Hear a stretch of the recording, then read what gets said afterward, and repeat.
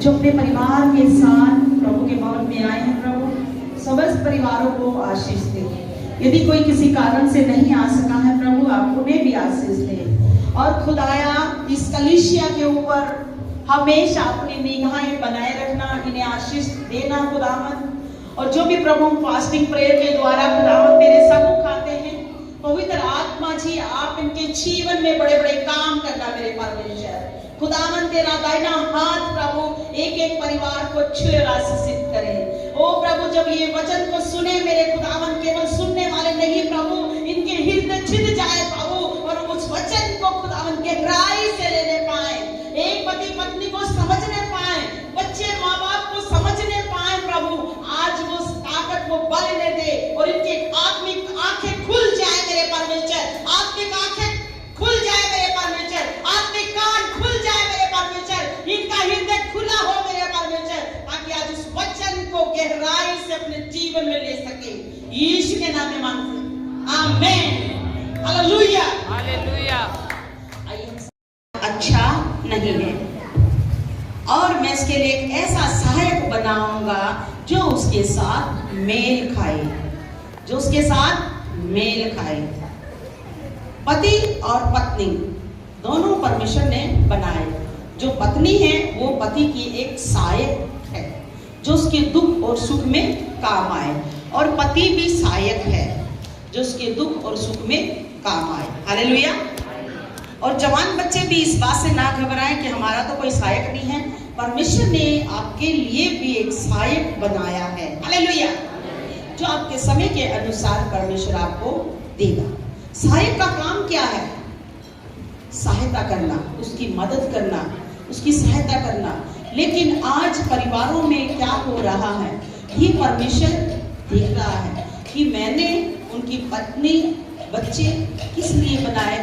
परमेश्वर ने मनुष्य को इसलिए बनाया कि वो उसके गुणों का अनुवाद कर सके, उसके नाम की महिमा कर सके। एक परिवार परमेश्वर के साथ बैठ करके परमेश्वर के वचन के अनुसार अपने जीवन को जिए। तो वहां पर पत्नी और पति के दोनों के विषय में कहा गया है। एक बात और भी बोली है कि शैतान को मौका ना दो। शैतान को मौका कब मिलता है आपको मालूम है? शैतान को मौका कब मिलता है? एक पति जब अपनी पत्नी को समय नहीं देता, उनके साथ समय नहीं बिताता, तो क्या होता है? शैतान को मौका मिलता है कि वो उसे बुराई की ओर धकेल दे। और जब पत्नी पति को समय नहीं देती, उनसे बात नहीं करती, तो शैतान को मौका मिलता है कि उसके पति को वो बुराई की ओर धकेल दे। हालेलुया। आज का जो समय है यही प्रॉब्लम है, गरीबी गरीबी, काम काम काम, लेकिन एक दूसरे को समय ना देते हुए, हर वक्त क्रोध में रहना, हर वक्त गुस्से में रहना, उनकी कदर ना करना। बस तू अपना काम कर और मैं अपना काम करूंगा, और मेरे से कोई फालतू बात करने की जरूरत नहीं है। क्या परमेश्वर ने पति और पत्नी को इसलिए बनाया? इसलिए बनाया कि तुम दुख में रहो, बच्चे पैदा करो और छोड़ दो। एक पत्नी पति से महीनों बात ना करे, महीनों बात ना करे, और उसे सोचे बस अब मैं सब कुछ हो गया, सब कुछ हो गया, और मुझे पति की इतनी अवस्था नहीं है क्योंकि मेरे पास बड़े बड़े बच्चे हैं, बड़ी बड़ी बहुएं हैं, पोता पोती है, मैं ठीक हूँ। और एक पति भी ये सोचे नहीं, अब मुझे तो इतना कोई नहीं है, मुझे पत्नी से कोई इतनी बात नहीं करनी है, मैं मेरे बच्चे जवान हो चुके हैं और मुझे जो है उनके साथ समय बिताना है। क्यों? यहाँ वचन क्या कहता है? मैंने तुम्हें एक सहायक दिया है। परमेश्वर ने उसका एक सहायक बनाया है जो दुख और सुख में काम आए, बुढ़ापे तक। हालेलुया। कब तक? बुढ़ापे तक काम आए। अगर एक बेटी माता पिता के झगड़े को देखेगी और उसके बाद वो अपनी ससुराल चली जाएगी, वो क्या करेगी? जो उसने देखा, क्या करेगी? जो उसने देखा, वही करेगी जो उसने घर पे देखा। एक लड़का जब उसकी शादी हो जाएगी, उसकी पत्नी आ जाएगी, वो क्या करेगा? जो उसने अपने पिता को करते हुए देखा, अपनी माँ के साथ व्यवहार को, किस प्रकार वो मेरी माँ के साथ बात करता है, गाली देकर के सामान मांगता है, गाली देकर के हर वक्त ऐसे गुस्से में रहता है, वही सेम पोजीशन बेटा भी करेगा। करेगा नहीं करेगा? करेगा नहीं करेगा? तो इस बात को ध्यान में रखना है कि परमेश्वर ने एक सहायक बनाया है, आदम और हवा। जब एक रिश्ता करने के लिए माता पिता जाते हैं उनके लिए लड़की देखने के लिए, और बड़े खुश होते हैं, दिखाओ फोटो कैसे देख के आए? अरे अभी तक मुझे दिखाया नहीं है, रुको जब मुझे मिल जाएगा अपने दोस्त को मैं तुझे भी दिखाऊंगा। अरे उस समय तो तुम इतने आनंदित थे, खुश थे, आज हम लड़की देखने आए, लड़के के लिए लड़की देख के आए हैं, बाद में क्यों ये प्रॉब्लम आ गई? क्योंकि स्त्री को भी समझना चाहिए और पुरुष को भी समझना चाहिए। हम नहीं कहते कि एक ही बंदा समझे और वो एक दूसरे पर दोष लगाता रहे, ये नहीं मानता मैं क्या करूं, वो नहीं मानता मैं क्या करूं। अरे वो माने ना माने, तो अपने व्यवहार को चेंज करो, बदलो, अपने जीवन को चेंज करो ना, बदल के दिखाओ कि जहां मैं जाती हूँ वहां मुझे कैसे सिखाया जाता है, वही मैं अब अपने जीवन में सीख रही हूँ और उसे मैं कर रही हूँ। हालेलुया। तो परमेश्वर जो है वो पति और पत्नी से मांग करता है। इफ्सियों को हम देखते हैं 5:25, हे पत्नियों अपने अपने पति के अधीन रहो। सबसे पहले पत्नियों को बोला है परमेश्वर, पहले परमेश्वर के अधीन, अपने उसके बाद पति के अधीन। उनकी आज्ञा माननी पड़ेगी, नहीं माननी पड़ेगी? माननी पड़ेगी। उनके अधीन रह के आप हर काम कर सकते हैं। अब मान लिया आप पति से कोई ऐसी चीज मांग रहे हैं जो वो ला करके आपको नहीं दे पा रहा है, उसके उनके पास पैसे ना हो, लेकिन फिर भी आप उन्हें परेशान करेंगे, उनका हृदय दुखी होगा। ऐसा ना करें। अगर आप दोनों खुश हैं, ठीक हैं, तो महंगी चीज वो आपके लिए कोई मायने नहीं रखती। रखती है? कोई मायने नहीं रखती वो महंगी चीज। वो महंगी चीज किस काम की जो आपके पति को आपने ठेस पहुंचा करके मंगवाई हो? किसी काम की नहीं है। आप उनको बोलो ठीक है, अगर आपका पैसे हैं तो हम लाएंगे, नहीं तो हम बाद में ले आएंगे। उन बातों को लेकर के झगड़ा ना करें और उनके अधीन रहें, उनकी बात को माने और उनके अधीन रहें। और अगर वो दोनों खुश हैं, चाहे हम घर पे बैठे हैं, मान लिया सब्जी नहीं है तो हम चटनी के साथ रोटी खा रहे हैं, लेकिन खुश हैं, तो अच्छा होगा नहीं होगा? लेकिन हम बड़ा बहुत हमारे घर में बना हुआ है, अच्छा पकवान बना हुआ है, क्या करें व्यापार में, अच्छा पकवान बना हुआ है और घर में, और पति का मुंह, पत्नी का इधर, तो पकवान अच्छा लगेगा क्या? खा ले तू, ऐसे तू खा ले, अच्छा नहीं लगेगा। अगर घर में खुशी का माहौल होगा, आप सूखी रोटी भी खाएंगे, खुश रहेंगे। और उस प्रकार भजन संहिता में लिखा है, ऐसा जलने से सड़ने से क्या होता है, हड्डियां भी सड़ जाती हैं। और बाइबल में लिखा उसका पेट जल जाता है, बीमारियां पैदा हो जाती हैं जल जल कर, समस्याएं खड़ी हो जाती है उसकी बॉडी के अंदर जलने से। हालेलुया। और कुलुस्सियों 3:18-19 से मैं पढ़ूंगी, हे पतियों अपनी अपनी पत्नी के साथ किस प्रकार से तुम्हें जीवन निर्भय करना है। हालेलुया। हालेलुया। अपनी अपनी पत्नियों से प्रेम करो। हालेलुया। अभी मैंने पति का, अपनी अपनी पत्नी से प्रेम करो। हालेलुया। अपनी अपनी पत्नी से क्या करो? प्रेम करो। क्यों करो प्रेम? वो तो रोटी बनाने के लिए आई है, बाकी बच्चे संभालने के आई है, बच्चे पैदा करने के लिए आई है। अपना काम करो तुम, मैं अपना काम करूंगा। ऐसा नहीं होना चाहिए।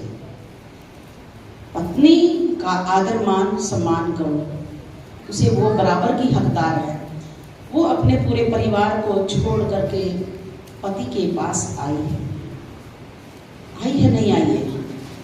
और पत्नी को भी ज्यादा फूलना नहीं चाहिए कि ये तो इतने मेरे वो केयर करता, फूल जाती है घमंड के कारण और वहां पर समस्या खड़ी हो जाती है। ऐसा ना करें, ऐसा घमंड कभी ना करें, लेकिन उनकी भावनाओं को समझें। अभी हमने देखा कोई कहता है नहीं नहीं मैं अपनी पत्नी से बहुत प्यार करता हूँ लेकिन मैं उसे प्यार कभी दिखाता नहीं करता, तो वो दिखाया नहीं तो उसे कैसे पता चलेगा कि तू प्यार करता है? दिखाना तो पड़ेगा ना, दिखाना पड़ेगा, दिखाना पड़ेगा। नहीं अंदर अंदर करते रहो, नहीं करती तो मैं भी हूं पर मैं अंदर करती पर मैं दिखाती नहीं, मैं दिखाती तो वो फूल जाता। ऐसा ना करें, दिखाएं, बताएं। पति और पत्नी परमेश्वर ने बनाया है। जब परमेश्वर ने सारी चीजों को बनाया, उसके साथ रहने के लिए उसे कोई नहीं दिखा तो उसने हवा को बनाया। जब उसने हवा को बनाया तो परमेश्वर ने आदम के पास ले आया और आदम ने उसका नाम हवा रखा। हालेलुया। कभी कभार हो सकते हैं पति भी अपनी पत्नी का नाम कोई अलग से रख लेते हैं, जिस नाम से वो वही पुकारते हैं, रख लेते हैं। हालेलुया। तो इसीलिए पति और पत्नी से परमेश्वर क्या मांग करता है? अगर आज कदर नहीं होगी आपस में, जब वो संसार से चले, क्या तूने उसको खुश रखा? सिवाय झगड़े के सिवा घर में क्या था? हर वक्त शूटिंग, झगड़ा, गाली गलोच, क्या है ये जिंदगी है मनुष्य की? कोई जिंदगी नहीं है।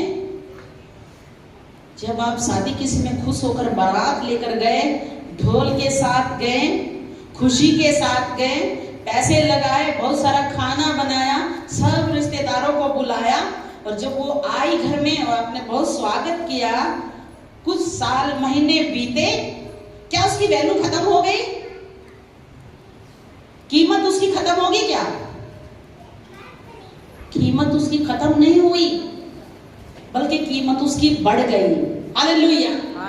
क्योंकि उसके द्वारा उसकी जनरेशन पैदा हुई, उसकी कीमत बढ़ गई। लेकिन मनुष्य की नजर में उसकी कीमत घट जाती है। उनके चेहरे ऐसे मुरझाए हुए, जिंदगी में कोई खुशी नहीं, परेशानी में हमेशा जीना। ऐसा ना करें। चाहे पति हो चाहे पत्नी हो, दोनों इस बात को समझें कि आज समय है मेरे पास, मौका है, मैं उनकी कदर करूं।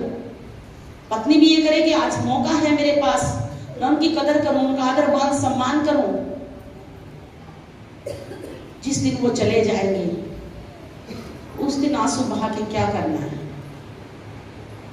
दिखावा, लोगों को दिखाने के लिए, अरे वो बहुत रोई, अरे वो बहुत रोया, आपकी पत्नी चली गई, लोगों को दिखाने के लिए। ऐसा ना करें, लोगों को दिखाने के लिए नहीं। आप अपने अंदर से उनका आदर करें, प्रेम करें, वो जैसे भी हैं। पति को भी चाहिए कि सारी नशे की बुरी आदत से बच करके, सारी बुराइयों से निकल करके अपनी पत्नी को समय दें, उनके साथ समय बिताएं, उनके साथ बैठें, भोजन करें, बातचीत करें, उनकी पूछें। कई बार जब मान लिया पत्नी बातें करती है तो पति बोलता है रहने दे, तेरी बक बक सुन ली, अब मुझे नहीं सुनना है और मैं काम से आया, मुझे रेस्ट करना है। हालेलुया। ऐसा ही है। अभी मैं आया हूं ना बाहर से, आराम से बैठ जा, मुझे नहीं सुनना, मुझे परेशान मत करो। सुनना है। अगर तुम नहीं सुनोगे तो शैतान सुन लेगा। सुन लेगा नहीं सुन लेगा? शैतान सुन लेगा, तुम नहीं सुनोगे तो। एक बच्चा बोलता है माँ माँ मैं, वो बोलती है उसको चल चल चल मैं काम कर रही हूँ काम। अरे रुक के 2 मिनट, बच्चे से सुन। हाँ बेटा, बच्चा बताएगा, बच्चा बताएगा, बताएगा नहीं बताएगा? बताएगा नहीं बताएगा? क्या चाहिए बताएगा ना। तो तोतली आवाज में बताएगा, हमें सुनना पड़ेगा। एक पत्नी बीमार हो गई और पत्नी मुंह फुला के इधर उधर घूम रहा है। हाँ, ये तो हमेशा बीमार रहती है, इसको कभी मेरी परवाह नहीं है, मुझे खाना खाना, कपड़े मेरे साफ करना। अरे उससे पूछ तो ले, तू कैसी है? कोई बात नहीं, मैं हूं ना तेरे लिए। उसको दिलासा दे, ढांढस दे। मालूम है जब वो एक बच्चे को जन्म देती है, पूरा अपना पेट कटवा लेती है, लेकिन अपने बच्चे को देख करके फिर भी वो खुश हो जाती है कि ये मेरा बच्चा है। एक माँ का दर्द समझे। एक पत्नी पति दोनों आशीष के वारिस होने के लिए परमेश्वर ने उन्हें बुलाया है। बुलाया है नहीं बुलाया है, दोनों को बुलाया है। माता पिता को भी, जो माता पिता हैं, जो बुजुर्ग हैं, वो भी तो एक समय में पति पत्नी थे या नहीं थे? आज वो बुजुर्ग हैं, कोई बात नहीं, फिर भी परमेश्वर उन्हें आशीष दे। आइए मेरे साथ आप एक वचन देखेंगे। अभी हमने पढ़ा है पति और पत्नी के बारे में, अभी हम पढ़ेंगे, अभी हम देखेंगे बच्चों के बारे में परमेश्वर क्या कहता है। पति और पत्नी परमेश्वर ने जोड़ करके उन्हें आशीष दी और क्या कहा? फूलों फलों और पृथ्वी में भर जाओ। और फिर वो भर जाते हैं, एक परिवार को वो तैयार कर लेते हैं। क्या करते हैं? एक परिवार को वो तैयार कर लेते हैं, बेटा बेटी। प्रभु इस बात के लिए कोई मायने नहीं रखता, लड़की हो लड़का हो, हमारी लड़कियां कहीं लड़कों से बढ़कर हैं। हालेलुया। जो लड़कियां हैं वो लड़कों से बढ़कर हैं। मैं इस बात को कभी नहीं मानती लड़का हो या लड़की हो, मुझे बल्कि लड़कियां और भी ज्यादा पसंद हैं। हालेलुया। क्योंकि प्रभु के काम को वो सबसे ज्यादा करती हैं। कोई भी काम हो, लड़कियां उस काम को भाग कर करती हैं। चाहे उन्हें रात को उठाओ तब भी वो उठ खड़ी होगी। यदि वो ससुराल में गई हैं, माँ फोन करेगी तो वो पूरे ससुराल को रुसा करके आने के लिए तैयार हो जाएगी। मेरी मम्मी बीमार है और मुझे जाना है। हालेलुया। तो भजन संहिता 127 का हम 3 पढ़ते हैं। वचन में लिखा है, लड़के यहोवा का दिया हुआ भाग है और गर्भ का फल उसी की ओर से है।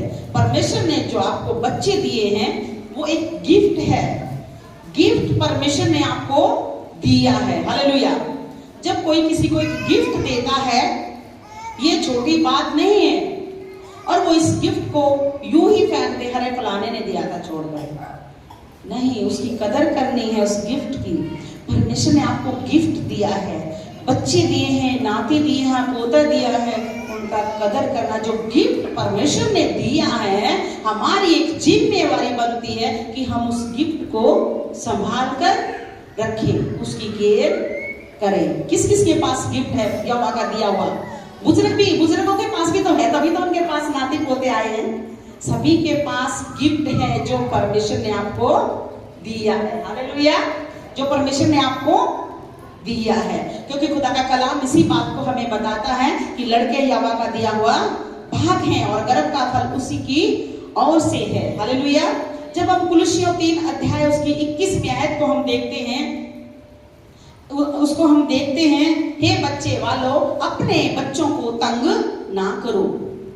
फजूल में तंग नहीं करना है। कई माँ बाप ऐसे हठीले हो जाते हैं, ऐसे हो जाते हैं कि बच्चे हमेशा उनसे डरते रहते हैं, हमेशा उनसे डरते रहते हैं। पिता आ गया, पिता आ गया, और मम्मी भी डराती रहती, तेरा पापा मारेगा। वो ऐसे डर जाते हैं और डरने के बाद वो भयभीत हो जाते हैं और जिस लक्ष्य तक उन्हें जाना चाहिए वो नहीं जा पाते, क्योंकि वो डरे रहते हैं, डरे से सहमे से रहते हैं।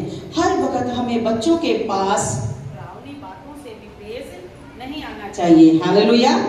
कि हर वक्त हम उन्हें डांटते रहें और वो ऐसे हो जाएं, वो डर के मारे, अगर कोई समस्या उनके जीवन में हो जाए, वो डर के मारे आपको बताए भी नहीं, तो वो खुद ही उस समस्या को झेलते रहे। हो सके बेटी के साथ कोई समस्या हो जाए और बेटी डरती रहे और घर पर आकर उसे ना बताए। इतना भी तंग ना करो कि वो आपसे इतने डर जाए कि वो बुराई में खुद अपने उस समस्या का समाधान करने की वो कोशिश करें। कम से कम उनके साथ ऐसा रिश्ता बनाओ, जब उन्हें कोई समस्या हो तो जब वो आपके साथ बात करें तो आपको बता दें, चाहे कोई भी बात क्यों ना हो। एक माँ का अपनी बेटी के साथ गहरा रिश्ता होना चाहिए, उसे बताना चाहिए। हालेलुया। और कई माँ बाप इस बात से शर्माते हैं,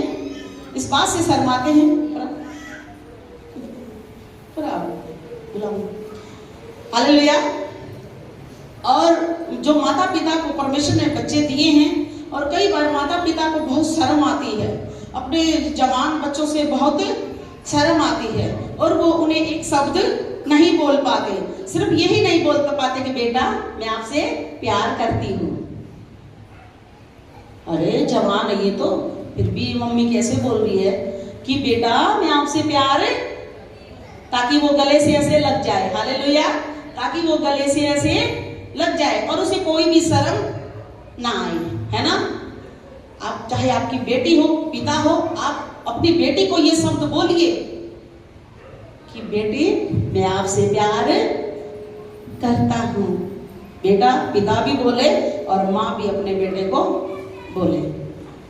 अगर आप ये सब नहीं बोल पा रहे हैं और आप शर्मा रहे हैं, उनसे ये चीज को देख रहे हैं और वो नहीं कर पा रहे हैं, तो कोई और उन्हें आकर के बोलेगा कि मैं आपसे बहुत प्यार करती हूँ, और उसी समय लड़का सोचेगा अरे ये शब्द तो आज तक मुझे किसी ने नहीं बोला, इसने तो बहुत अच्छा शब्द मुझे आके बोला, ये मुझसे प्यार करती है। अगर कोई बेटी को बोल दे, बेटी भी इस बात को सोचेगी अरे आज तक मेरे मम्मी पापा ने मुझे कभी नहीं कहा कि मैं आपसे प्यार करती हूँ या करता हूँ। आप बोलिए अपने बच्चों को, शब्दों को इस्तेमाल कीजिए। हम बचपन में तो बोल सकते हैं, जब हम जवान हो जाते हैं तब उन चीज को हम नहीं बोल पाते। उन चीजों को हमें करना है। मसीह जीवन क्या है उस बात को हमें देखना है। अपने बच्चों का पालन पोषण मसीह बच्चों के रूप में करें। अपने जो बच्चे हैं उनका पालन पोषण मसीह बच्चों के रूप में करें, उन बच्चों के साथ समय बिताएं। अभी एक बहाना हमें सुनने को मिल जाता, अरे अच्छी शिक्षा दे रहे हैं वहां चर्च में, बच्चों को समय दो, उनको समय दे या उनके लिए खाने के लिए कमा के लाएं। बहाना है नहीं है। आप जब 12 बजे तक मोबाइल चला सकते हैं तो आप 1 घंटा अपने बच्चों को नहीं दे सकते? दे सकते हैं, नहीं दे सकते? यस या नो? तो आप जब अपने बच्चों को समय देते हैं, आप उनकी हर बात को सुन सकते हैं, उनसे हर बात आप शेयर कर सकते हैं, और तब ऐसा होगा तो कोई भी बच्चा पाप में नहीं जाएगा। मसीह बच्चों का पालन पोषण किस रीति से करना चाहिए। हमेशा ये नहीं कि उनका लाड दुलार में हम रहते रहें। जब छोटे छोटे बच्चे होते हैं, जब लड़कियां थोड़ी होती हैं, माँ क्या करती है, सोचती है मैं ही सारा काम कर लूंगी और मुझे बच्चों से कोई भी सिखाने की जरूरत नहीं है। अभी वो छोटी है। एक दिन वो जब ससुराल जाएगी से कोई काम नहीं आएगा, क्योंकि वो अभी वो छोटी है। अपने बच्चों को सारा काम सिखाएं, चाहे कोई भी क्यों ना हो। जैसे जब छोटा होता है, बेटा पानी दे दो, धीरे धीरे वो हमारी पोती मालूम है हमारे लिए रोटी लेके आती है, दादा रोटी, और मान लिया उसे आधी रोटी तोड़ के दे दी, गिर भी जाए तो वहां तक वो उसे पहुंचाने की कोशिश करती है कि मैं दे आऊं। अपने छोटे छोटे बच्चों को हर चीज सिखाएं। हालेलुया। मसीह में जो बच्चों का पालन पोषण है, एक माता पिता जो है अपने बच्चों के लिए एक आदर्श है, एक नमूना है। हालेलुया। नमूना है ना, ये एक आदर्श है। अगर माता पिता सही रीति से प्रार्थना करने वाले हैं, चर्च जाने वाले हैं, परमेश्वर का भय मानने वाले हैं और सारी बातें वही अपने बच्चों को सिखाते हैं, तो एक बच्चा भी देख करके उसे करेगा या नहीं करेगा? करेगा नहीं करेगा? करेगा। मसीह बच्चों का पालन पोषण एक अलग होना चाहिए। संसार से अगर वो मित्रता करेंगे तो परमेश्वर से वो बैर करेंगे। अगर वो संसार के साथ ज्यादा समय बिताएंगे तो वो परमेश्वर से बैर करेंगे, क्योंकि संसार की बातें बड़ी अच्छी लगती हैं और परमेश्वर की बातें तो कड़वी लगती हैं, क्योंकि वो जीवन की बनाने की बातें हैं, वो बुराई को छोड़ने की बातें हैं, वो परमेश्वर के करीब जाने की बातें हैं। वो बातें उन्हें अच्छी नहीं लगेंगी, लेकिन संसार की बातें उन्हें अच्छी लगेंगी। हालेलुया। जो माता पिता हैं, जो मसीह अपने बच्चों को सिखाएं इस चीज के लिए और खुदावन को कहें खुदावन महान है और अद्भुत परमेश्वर है। हालेलुया। उत्पत्ति 18:19 को हम देखते हैं, एक परिवार से परमेश्वर क्या मांग करता है। परमेश्वर ने आपको बनाया, रचा, और परमेश्वर आपसे प्यार करता है। चाहे आप बूढ़ी माताएं बैठी हैं, बुजुर्ग बैठी हैं, जो भी बैठे हैं, उन सभी के पास परिवार है या नहीं है? चाहे नाती हो, पोते हो, बेटे हो, बच्चे हो, कुछ भी हो, लेकिन वो उन सबका क्या है? परिवार है। जो बुजुर्ग हैं उनके पास परिवार है नहीं है? हाथ खड़ा करके बताएं। परिवार है। आप कह सकते हैं मेरे पास परिवार है और मुझे परमेश्वर ने दिया है। हालेलुया। वो परिवार परमेश्वर ने मुझे दिया है। और हम देखेंगे भविष्य विवरण 6 अध्याय उसकी 6 की 8 को हम देखेंगे, अपने बच्चों को किस प्रकार हमें रखना है। हालेलुया। और बच्चों को, हे बच्चों वालों, अपने बच्चों को रीस न दिलाओ। बहुत से ऐसे होते हैं कि अपने बच्चों को ऐसी रीस दिला देते हैं, ऐसी रीस दिला देते हैं कि वो उसके बगैर रह नहीं सकते। हर रोज कुरकुरे, हर रोज कोल्ड ड्रिंक, चाहे वो बीमार हो जाए, चाहे आपको डॉक्टर के पास ले जाने पड़े, चाहे उन्हें उल्टी दस्त हो जाए, लेकिन हर रोज कुरकुरे, हर रोज कोल्ड ड्रिंक, हर रोज टॉफियां, उन्हें हर रोज खिलाना। क्या करें? वो रो रहे हैं, वो मान नहीं रहे। उन चीजों को देखो कि वो बच्चों के बॉडी में नुकसान कर रहे हैं, और उन्हें रीस दिला देते हैं कि ठीक है, मैं तुझे ये चीज दिलाऊंगा, वो चीज दिलाऊंगा। कभी रीस ना दिलाएं। जब कभी आपके पास है तो आप उन्हें चुपचाप ला करके दे सकते हैं। आप फ्रूट खिला सकते हैं और कुछ खिला सकते हैं, लेकिन इन बच्चों को इस विषय में हमें जरूर ध्यान रखना है। पैसे भी खराब हो रहे हैं और हम खिला क्या रहे हैं अपने बच्चों को? वो लव हड्डी मांस में बढ़ नहीं रहे हैं, वो बल्कि ज्यादा घट रहे हैं। घट रहे दिन प्रतिदिन। हालेलुया। और इफिसियों 6 की अध्याय को हम देखते हैं और उसकी 1 से 4 को हम देखते हैं कि अपने बच्चों को रीस न दिलाओ। रीस कभी भी नहीं दिलाना है। उन बच्चों का पालन पोषण मसीह में करना है, और माता पिता एक आदर्श, एक नमूना अपने बच्चों के लिए बनना है नहीं बनना है। जब हम सोचते हैं जब जवान हो जाएंगे मैं इन्हें डंडे के साथ मारूंगा, जब जवान हो जाएंगे मैं खुद देख लूंगा। अरे ऐसे नहीं। जब बच्चा गर्भ में होता है तभी से ही आप अच्छे सोच विचार रखना शुरू करेंगे, है ना। भजन संहिता 139 की 13 में यही लिखा है कि गर्भ से जब बच्चा रचा गया और उसके अंग जो दिन दिन बनते जाते थे, रचे जाने से पहले ही वो सब पुस्तक में लिखे हुए हैं। हालेलुया। जब बच्चा छोटा होता है तभी से हम उन्हें सिखाना शुरू करें। ऐसा ना हो, मेरी बेटी जो है वो अपने बच्चे की इतनी पिटाई करती। मैंने उसको एक दिन उसको मैंने डांटा। उन्हें कहा, मम्मी मैं 10 साल तक मारूंगी, 10 साल के बाद मैं इसको नहीं मारूंगी, क्योंकि ये मेरे बराबर का हो जाएगा। 10 साल से पहले वो नहीं समझेगा कि मेरी मम्मी मुझसे प्यार नहीं करती। 10 साल के बाद समझने लग जाता। देखिए वो प्यार करती है बहुत ज्यादा। क्यों मारते हैं हम अपने बच्चों को? एक वचन को हम देखेंगे क्यों मारते हैं अपने बच्चों को। नीति वचन अध्याय 13 को हम देखेंगे, और नीति वचन अध्याय 28 की 9 को हम देखेंगे, और इन सारे वचनों से हम बात करेंगे। जब अगर कोई अपने बच्चे पर छड़ी नहीं चलाता तो वो उसका बैरी है नहीं है। अगर कोई भी अपने बच्चों के ऊपर छड़ी नहीं चलाता, उन्हें रोक टोक नहीं करता, वो उसका बैरी है। और यदि वो छड़ी चलाता है तो उसके प्राणों को अधोलोक से वो बचा लेता है, ताकि बुढ़ापे में भी जब वो बूढ़ा हो जाएगा और उसके बच्चे उसी शिक्षा के ऊपर बने रहेंगे। इसीलिए छड़ी और डांट से बुद्धि प्राप्त होती है नहीं होती है? छड़ी से और डांट से क्या होती है?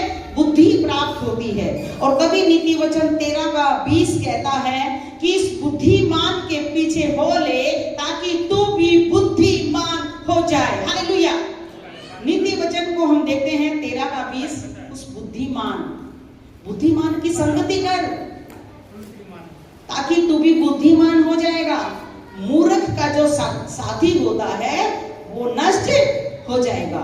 एक शराब पीने वालों की मंडली है और बार बार वो एक व्यक्ति पीता नहीं है, कभी नहीं पीता, उसने उसे छुआ तक नहीं, लेकिन उस मंडली में जरूर जाता है। उस मंडली में जाता है, उनसे मिलता है, दोस्ती करता है, बात करता है। एक दिन उनके घर पे प्रोग्राम होता है तो वो नहीं पिएगा।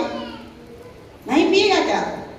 पिएगा, क्योंकि उसने संगति को ऐसी को चुना है, जैसी उसकी संगति वैसी उसकी रंगत उसमें आ जाएगी। तो इस बात को भी हमें देखना है।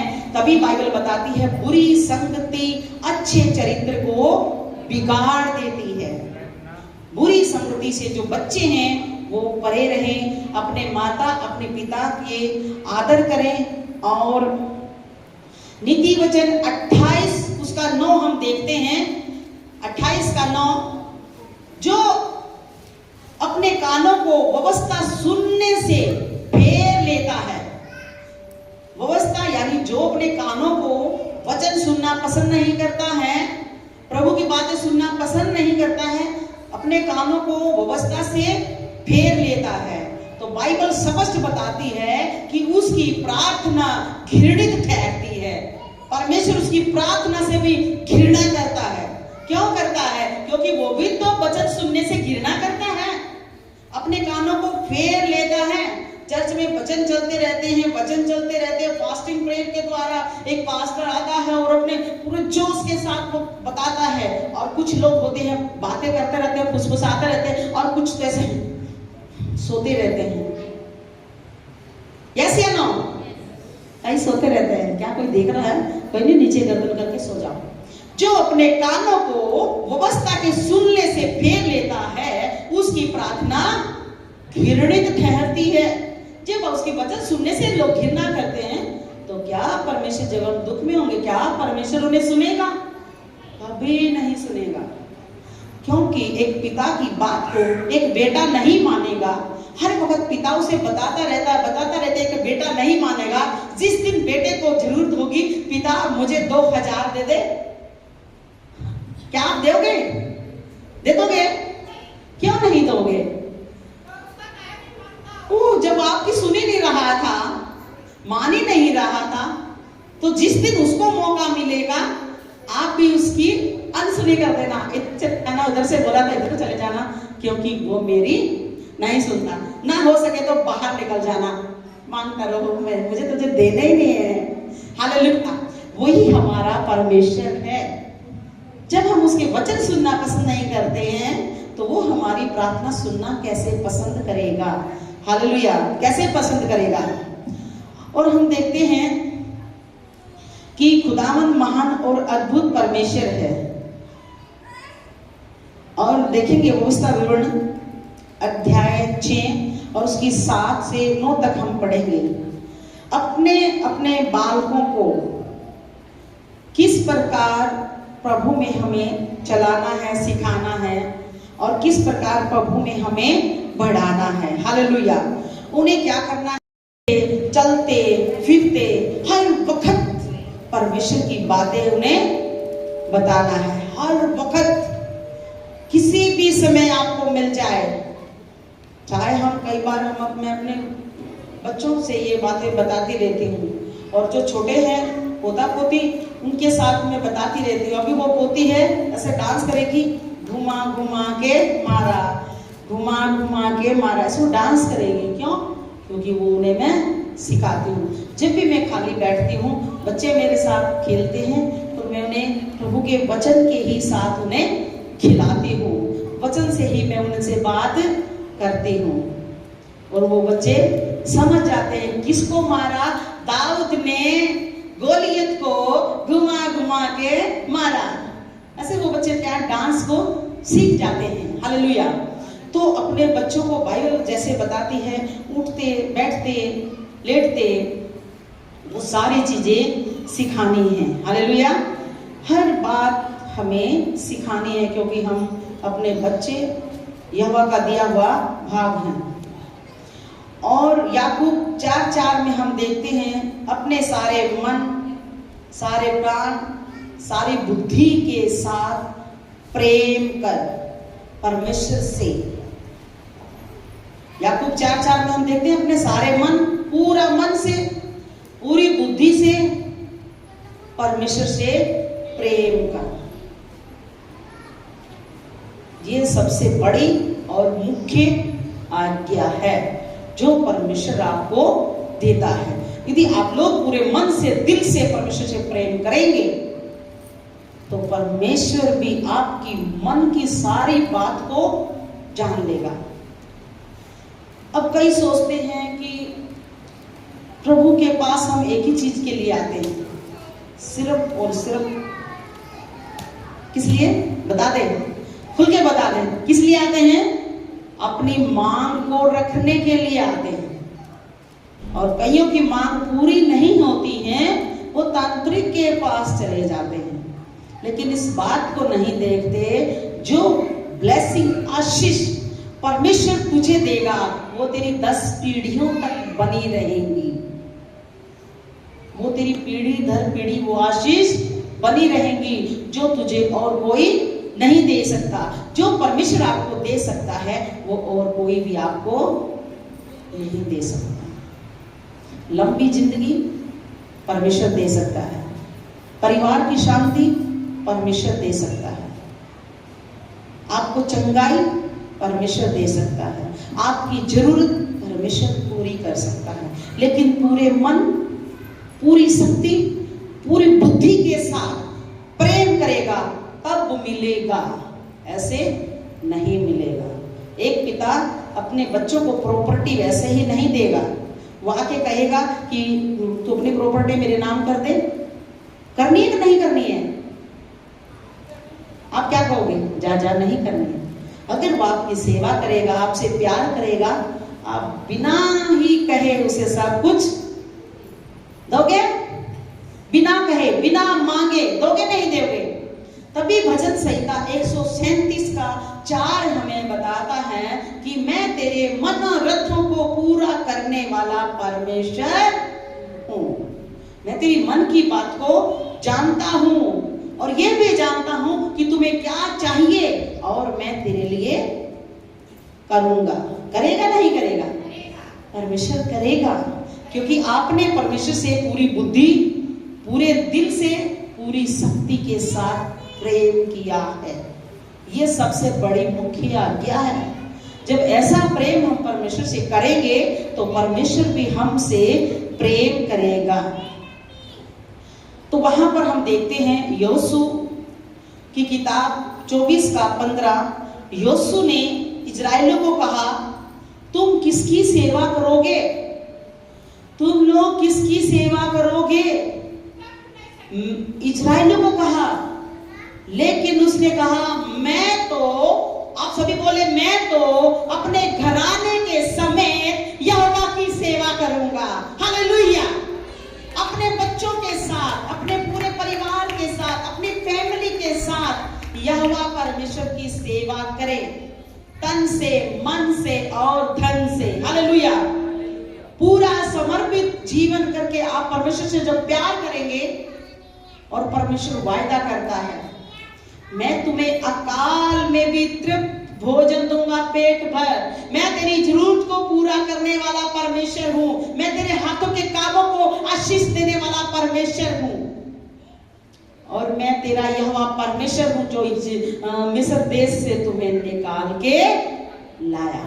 गुलामी में से, जब गुलामी में से परमेश्वर निकाल के लाता है और वो उन्हें आशीष देता है। हालेलुया। और तुम किसको चुनोगे?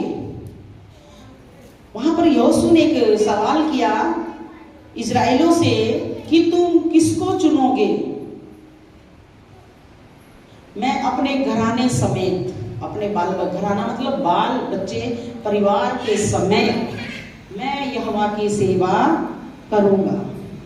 क्योंकि जो बच्चे हैं वो परमेश्वर का दिया हुआ भाग है, गिफ्ट है। और माता पिता भी इस बात को देखें कि हमें प्यार से बच्चों का पोषण करना है और मसीह में बढ़ाना है। कई बुजुर्ग लोग सोचते हैं अरे हमारा तो समय है भक्ति करने का, बच्चे क्या करेंगे। अरे उनका आपसे भी ज्यादा समय है, ताकि वो सारी बुराई से बच जाएंगे, सारी पाप से, सारी बुरी अभिलाषाओं से बच जाएंगे। तो जब आप इस संसार से चले जाओगे तो वो भी अपने बाल बच्चों को सिखाएंगे। हालेलुया। आज जो बाहर इतनी गुंडागर्दी हो रही है, किसी को कोई मार रहा है, किसी को कोई काट रहा है, किसी को तलवार, किसी को कोई गोली मारकर चला जाता है, कहां से निकलते हैं ये बच्चे? कहां से निकलते हैं? खूंखार बच्चे कहां से निकलते हैं? क्या ये परिवार से नहीं आते? ये परिवार से ही आते हैं, जो कहीं पर आग लगा देते हैं, कहीं को किसी को मार देते हैं। इतना बुरा संसार में हो रहा है, ये कहां से निकलते हैं? बिना ज्ञान के बिना मेरी प्रजा नाश हुई जा रही है। हालेलुया।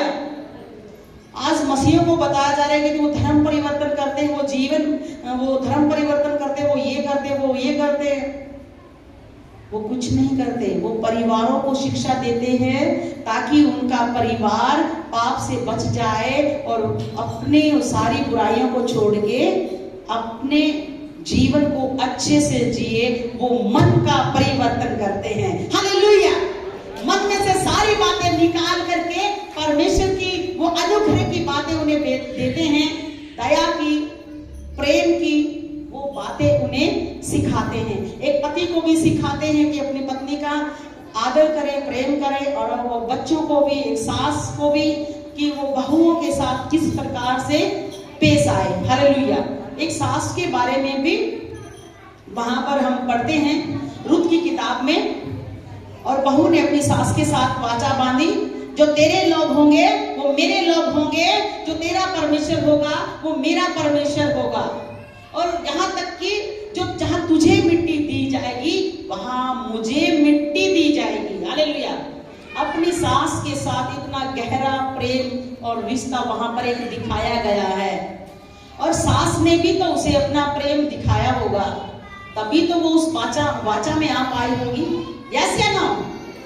यहाँ ये नहीं है कि बहू को प्रेम दिखाना पड़ेगा और सास अपने एंड में रहेगी, मैं तो सास हूँ। नहीं, सास को भी दिखाना पड़ेगा। जब वो बीमार हो जाए उससे पूछना पड़ेगा, बेटा तुझे कोई प्रॉब्लम, कोई दिक्कत? कोई बात नहीं, पति काम पे चला गया, मैं चलूंगी तेरे साथ, मैं तुझे दवाई दिला के लाऊंगी, मैं चलूंगी तेरे साथ। सास को भी चाहिए, नहीं चाहिए?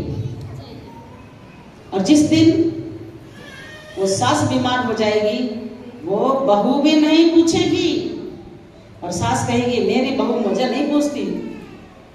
वो उसके पास एक सवाल होगा, उसने मुझे पूछा था क्या मुझे जब मैं बीमार थी? इसीलिए दोनों से परमेश्वर बात करता है।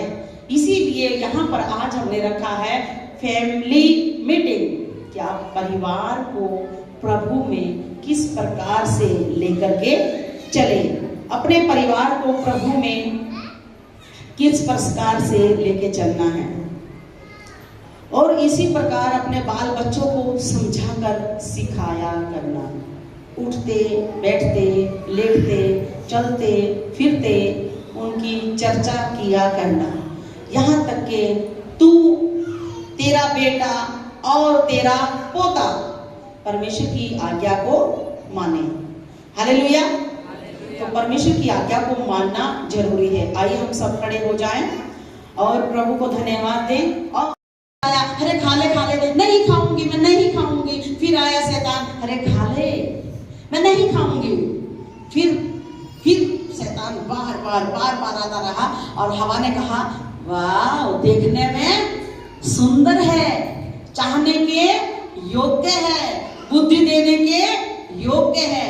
लास्ट में फुसफुसाया और हवा को शैतान ने तैयार किया, और उसने फल को तोड़ा और खुद खाया और अपने पति को भी खिला दिया।